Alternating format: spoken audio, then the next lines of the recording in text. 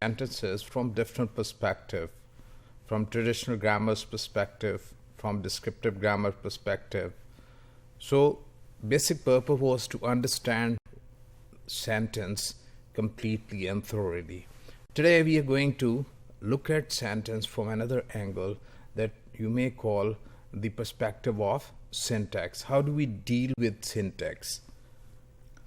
So if you look at these sentences, coroner, the collision occurred at the junction of High Street and Church Road. How far away were you? Witness, I was 54 yards, 2 feet 6 inches away from that spot. So if you look at this description of sentences, this is an exchange between two people.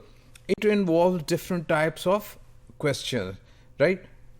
One person is asking another person and the other person is replying to the first person. So it involves different use of sentences. So the conversation clearly involves an exchange of information. The coroner asks question and the witness tries to answer them. So sentences can generally be used to give information, and they can also be used to seek information or ask information, right?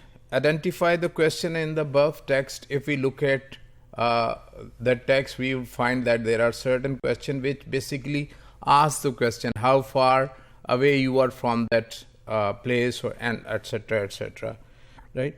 So question like did you measure the distance asks for an answer. The person being asked this question would answer yes or no. So these type of question which have answer yes or no are called yes no questions. So they are said to be yes no questions. If you ask a yes no question, you want to know whether something happened or something did happen or not. So if you know that something happened, you might want to hear about some more information. You would like that how it happened, when it happened, where it happened. So there can be many questions about place, time, and even about people, right? The participant involved in that event. So when the coroner in the text above asks, why did you measure it? He knows that the witness measured the distance because the witness has just said so. But the coroner does not know the reason for this why. So he asks a why question for measuring the distance. Consequently, he asks the witness to supply the missing information. Question which asks for a particular piece of information rather than for simply yes or no answers are called WH question. WH question always begin with a WH word. In traditional grammar, we call them double interrogative sentences, because after WH question we have the helping verb or the auxiliary verb after them, which is brought from its usual place behind, preceding the verb to the initial position or before the subject. So we call them WH question because they are often introduced by a WH word. So look at this. Where did John hide the money? What did she say? All these questions are WH question. They are beginning with a word which starts with WH. Where, what, when, which, and who or whom. So on the basis of these, they are called WH questions. However, WH question does not always open the question. It means that it does not always come in the beginning of the sentence. Sometimes we find more words before WH word.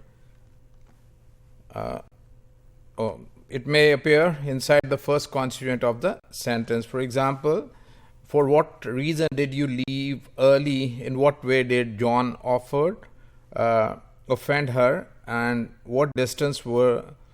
at what distance were you from that spot? So all these WH questions are not the first or the beginning word. They have for, in, and at in the beginning.